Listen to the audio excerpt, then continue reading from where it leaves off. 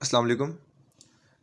जो टॉपिक हमने last lecture में पढ़ा था सपोर्ट रिएक्शंस, आज हम उसकी कुछ प्रॉब्लम्स करेंगे। Let's start. Sample question number 1। सबसे पहले इसकी हम फ्री बॉडी डायग्राम बना लेते हैं। बी पॉइंट पे एक हमारे पास मेन जॉइंट है, तो उस पर एक एक्स एक्सिस में और एक वाई एक्सिस में सपोर्ट रिएक्शन आएगा। ए पॉइंट पे एक रोलर है जो स्लोप के लॉन्ग मोशन को रिस्ट्रिक्ट नहीं कर रहा, तो सिर्फ एक स्लोप के परपेंडिकुलर हमारे पास रिएक्शन आएगा। और जो एंगल स्लोप एक्स एक्सिस के साथ बना रही थी वही ये फोर्स वाई एक्सिस के साथ बनाएगा। इसलिए हम देख सकते हैं, अगर हम इसमें सिमिलर ट्रायंगल्स देखें तो स्लोप का सिमिलर ट्रायंगल 3 परपेंडिकुलर था, 4 बेस था। तो जो इसमें फोर्स लगेगी परपेंडिकुलर, उसमें जो सिमिलर ट्रायंगल होगा वो 4 परपेंडिकुलर में आ गया और 3 उसका हॉरिजॉन्टल में आ गया। अब अगर हम इसको सॉल्व करें तो हम इसमें कर सकते हैं, मोमेंट लगा सकते हैं। तो सबसे पहले हम किसी पॉइंट जैसे मोमेंट अबाउट ए ले लें, तो वो हमारे पास क्या आएगी। ए लेने का फ़ायदा है कि जो इसके ऊपर वर्टिकल फोर्स लग रही है, क्योंकि इसका ए से डिस्टेंस 0 है, तो ये तो कोई मोमेंट प्रोड्यूस नहीं कर रही। आगे हमारे पास दो फोर्सेज हैं जो 400 की मैग्नीट्यूड के हैं, तो उसके हम उनके मोमेंट आर्म से मल्टीप्लाई करके ए के अबाउट मोमेंट्स कैलकुलेट करते हैं।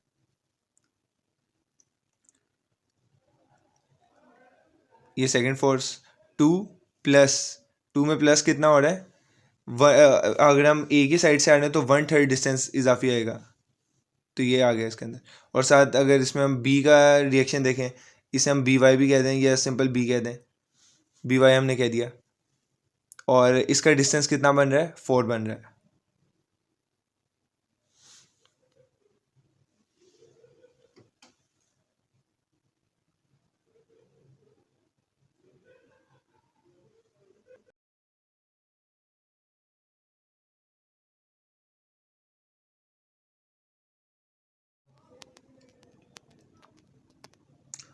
इसको इक्वल टू 0 रख लिया हमने। इधर से हमारे पास सिंपली बी वाई का आंसर निकल आएगा। वो सिंपल अरिथमेटिक कैलकुलेशंस हैं जिनको आप खुद भी इजीली मैनिपुलेट करके सॉल्व कर सकते हैं।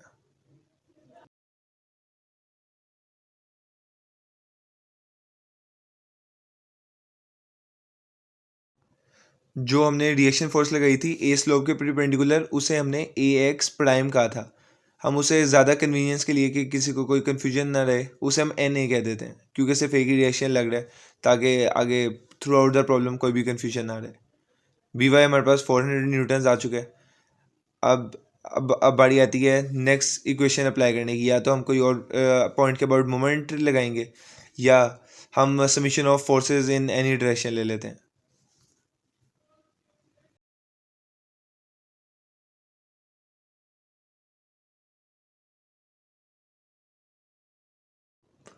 अब हम लगा लेते हैं summation of forces in Y direction, और अपर साइड पे हम पॉजिटिव ले लेते हैं फोर्सेस को। तो इसमें हमारे पास सबसे पहले जो आ जाएगी, एक तो एन ए आ गया, और एन ए का कंपोनेंट क्या आ रहा है हमारे पास, 4/5 परपेंडिकुलर कंपोनेंट जो है, और ये ऊपर की तरफ लग रहा है तो पॉजिटिव। और जो दो फोर्सेज हैं 400 की, वो डाउनवर्ड लग रही हैं 800 नेगेटिव का, और बी वाई एज हमारा 400 न्यूटन आया था वो भी अपवर्ड लग रहा है। इधर से हमारे पास एन ए का आंसर आ जाएगा। सिमिलरली इसके बाद अगर आप summation of forces in X direction लगाएंगे, तो उससे आपके पास बी एक्स की वैल्यू भी आ जाएगी, वो आप खुद कैलकुलेट करें at home. Let us jump to the second question.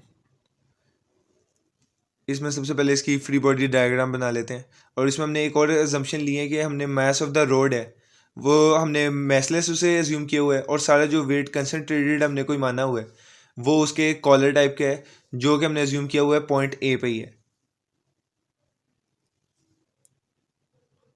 अब इसकी तमाम फ्री बॉडी डायग्राम्स, क्योंकि कॉलर से उसका रॉड टच हो रहा है, वेट जो उसके अंदर है, एक एक्सपोर्टेशन वहाँ से आएगा एन ए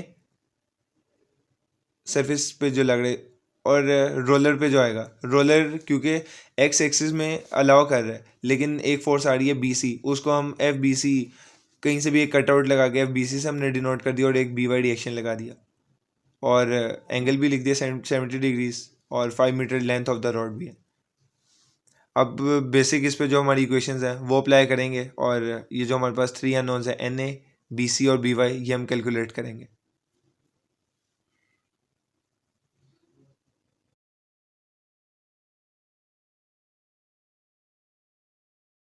सबसे पहले एक पॉइंट के अबाउट समीशन ले लेते हैं। सपोज हमने ए पॉइंट के अबाउट समीशन ले लिया फोर्सेस का। इससे फ़ायदा ये होगा कि जो मैस हमने एज्यूम किया है एग्जैक्ट उस पॉइंट पे ए पे है, तो उससे टॉर्क कोई मोमेंट कोई जनरेट नहीं हो रहा। मोमेंट जनरेट होगा एक बी वाई से, और इसका मोमेंट आर्म बन जाएगा, क्योंकि फोर्स वर्टिकल है तो मोमेंट आर्म हॉरिजॉन्टल 5 cos 70। और इस तरह सेकंड फोर्स का भी हमने कैलकुलेट करें तो B Y in terms of F B C लिखें तो ये आ जाएगा हमारे पास। अब हम कोई सी सेकंड इक्वेशन अप्लाई करते हैं या कोई मोमेंट अप्लाई करते हैं या summation of forces in any direction. हमने वाई डायरेक्शन में समीशन ले लिया, और वाई डायरेक्शन में कौन सी फोर्सेज आ रही हैं? एक उसका वेट आ रहा है जो डाउनवर्ड एक्ट करेगा, और एक फोर्स बी वाई आ रही है जो अपवर्ड एक्ट करेगी। इधर से हमारे पास बी वाई का आंसर आ जाएगा। और फिर जब हम बी वाई को फर्स्ट इक्वेशन में हम पुट करेंगे तो उससे हमारे पास एफ बी सी का भी आंसर आ जाएगा।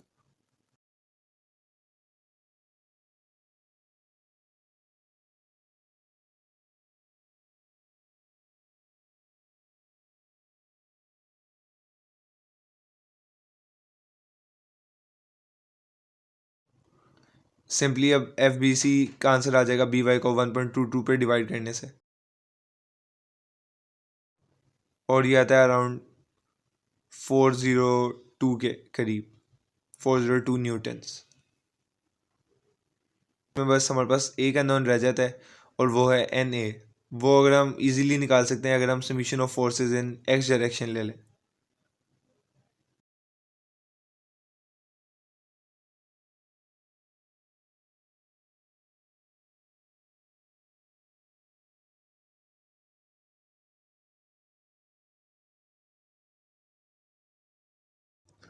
और ये सिंपली हमारे पास एन ए बी सी के इक्वल आ जाता है, जो कि इक्वल है 402 न्यूटन्स के।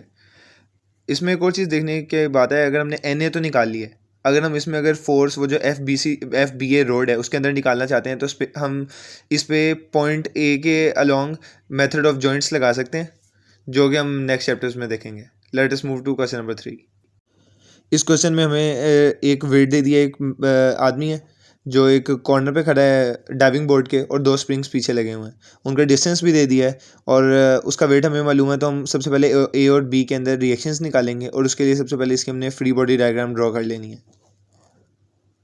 फ्री बॉडी डायग्राम में सबसे पहले उसका वेट आएगा मैस से 14 to 9.81, और दोनों तरफ अभी ए और बी पे हम एज्यूम करते हैं कि ऊपर की तरफ ही डिस्प्लेसमेंट आएगी।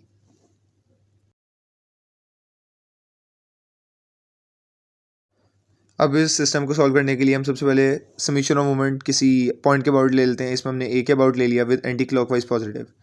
एन बी आ जाएगा जिसका डिस्टेंस 1 है, और वेट आ जाएगा जिसका डिस्टेंस हमारे पास 4 है, और इसमें जो एंटी क्लॉकवाइज है वो पॉजिटिव आ गया, और वेट की वजह से हमारे पास क्लॉकवाइज मूवमेंट प्रोड्यूस आ रहा है तो वो नेगेटिव आ गया। इधर से हमारे पास एन बी निकल आएगा जो है 1569.6 न्यूटन्स। अब इधर से हमने एन ए निकालना है, तो summation of forces in Y direction ले लेंगे। इसमें ए भी ऊपर की तरफ हम पॉजिटिव ले लेते हैं, वाई भी पॉजिटिव आ रहा है हमारे पास, वेट उसका नेगेटिव आ जाएगा। इधर से हमारे पास एन बी की वैल्यू हमें नॉन है, तो इधर से हमारे पास एन ए का आंसर आ जाएगा।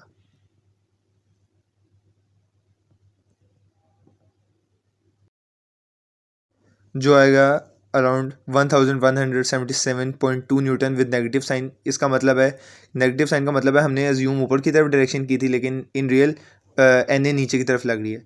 इसके दो ऑप्शन हैं, या तो आप 1177.2 के साथ नेगेटिव लगा दें या पॉजिटिव लगा के डाउनवर्ड का एरो लगा दें, दोनों का सेम मतलब है।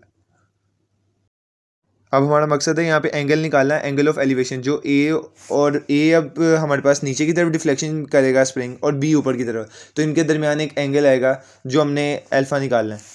वो हम कैलकुलेट करने के लिए इसमें एक मेथड ऑफ स्लोप्स है, उसे अडॉप्ट करेंगे। सबसे पहले हम इसमें जो करेंगे, और वो हमें पता है कि F इक्वल टू के एस होता है, यानी अकॉर्डिंग टू हुक्स लॉ। इससे हम एस निकाल लेंगे दोनों की डिस्प्लेसमेंट। के की वैल्यू हमें पता है 1500 न्यूटन्स पर मीटर, तो उधर से हमारे पास फोर्सेस भी दोनों के अंदर आ गया है। इधर से हम दोनों के अंदर डिस्प्लेसमेंट एस कैलकुलेट कर लेंगे। इधर हमें एक और चीज़ देखने की ज़रूरत है, slope at B slope at A equal रख के हम इधर से वो निकालेंगे अल्फा एंगल। वो कैसे निकालना है वो भी हम बाद में देखते हैं।